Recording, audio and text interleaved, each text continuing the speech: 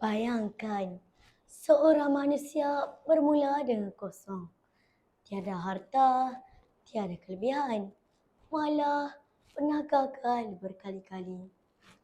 Namun akhirnya, dia berdiri sebagai seorang jutawan dunia.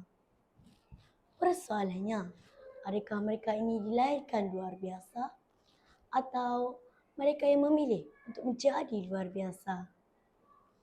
Hari ini, saya akan membawa anda menyelami sebuah buku yang bukan sekadar cerita, tetapi himpunan perjalanan sebenar manusia yang mengubah takdir hidup mereka. Buku yang saya pilih bertajuk 50 Kompilasi Kisah Jutawan Barat. Buku ini menghimpunkan tentang kisah-kisah tokoh berjaya dari Barat yang membina kekayaan mereka dari usaha, kegigihan, dan keberanian mengambil risiko. Menariknya, buku ini juga bukan sekadar menceritakan tentang kejayaan, tetapi menyikap jatuh bangun, kegagalan, dan pengorbanan di sebalik kejayaan tersebut. Setiap kisah adalah berbeza, namun semuanya berkongsi satu persamaan. Mereka tidak pernah berhenti mencuba. Watak utama dalam buku ini bukan seorang, tetapi 50 individu hebat, usahawan, inovator, dan pemimpin dunia. Ada yang bermula dari keluarga miskin, ada yang pernah dipecat, malah ada yang pernah gagal berkali-kali sebelum berjaya. Latar cerita pula merangkumi dunia perniagaan, teknologi dan kehidupan sebenar dari garaj kecil hingga ke empayar global. Apa yang menjadikan watak-watak ini menarik ialah mereka bukan sempurna, tetapi mereka berani untuk berubah.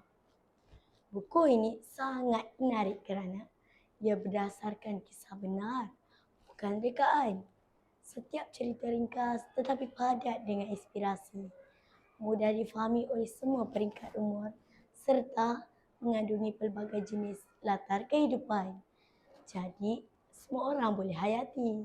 Tapi yang paling penting, buku ini juga membuatkan kita sedar bahawa kejayaan bukanlah siapa kita hari ini, tetapi siapa kita pilih untuk menjadi pada hari esok. Inilah sebabnya penonton perlu membaca buku ini, kerana ia bukan sekadar memberi motivasi, malah membuka minda dan mengubah cara kita melihat kehidupan. Sebagai pembaca, buku ini benar-benar memberi kesan kepada saya. Saya sedar bahawa kegagalan yang saya alami selama ini bukanlah pengakhiran. Sebaliknya, ia adalah proses pembelajaran. Buku ini juga mengubah cara saya berfikir daripada takut mencuba kepada berani mengambil peluang, daripada mudah berputus asa kepada berusaha walaupun perlahan. Secara jujurnya, buku ini bukan sekadar saya baca, tetapi saya rasai dalam diri saya juga. Terdapat banyak nilai dan pengajaran yang kita boleh perolehi, antaranya ketabahan. Jangan mudah menyerah walaupun gagal. Yang kedua, disiplin. Kita perlu konsisten dalam berusaha. Yang ketiga, keberanian. Kita perlu berani mencuba sesuatu yang baru. Yang keempat, keyakinan diri. Kita perlu percaya pada diri sendiri. Dan yang terakhir, pemikiran positif. Kita perlu melihat kegagalan itu sebagai peluang untuk kembali bangkit.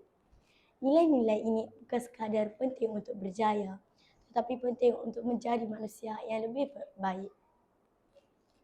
Bagaimana kita boleh aplikasikan buku ini ke dalam kehidupan kita? Di sekolah, kita belajar bersungguh-sungguh walaupun susah. Dalam kehidupan, kita tidak mudah berputus asa apabila gagal. Dalam impian, kita berani mencuba walaupun orang lain ragu. Dan dalam diri, kita sentiasa memperbaiki diri setiap hari. Kita mungkin tidak terus menjadi jutawan, tetapi kita boleh menjadi versi yang terbaik. Buku ini juga bukan sekadar memberi inspirasi, tetapi mencabar kita untuk berubah. Ia membuatkan kita berfikir, kalau mereka boleh bangkit dari kegagalan, kenapa tidak aku? Dan disitulah bermulanya perubahan. 50 jutawan itu bermula dari bawah. Mereka gagal, jatuh dan hampir mengalah. Tetapi satu perkara yang membiasakan mereka. Mereka tidak berhenti. Jadi hari ini saya ingin bertanya kepada anda. Adakah kita hanya mahu melihat kejayaan mereka? Atau kita sendiri yang mahu memberi inspirasi kepada orang lain? Kerana mungkin kejayaan besar itu sedang menunggu kita untuk berani mencapainya. Sekian, terima kasih.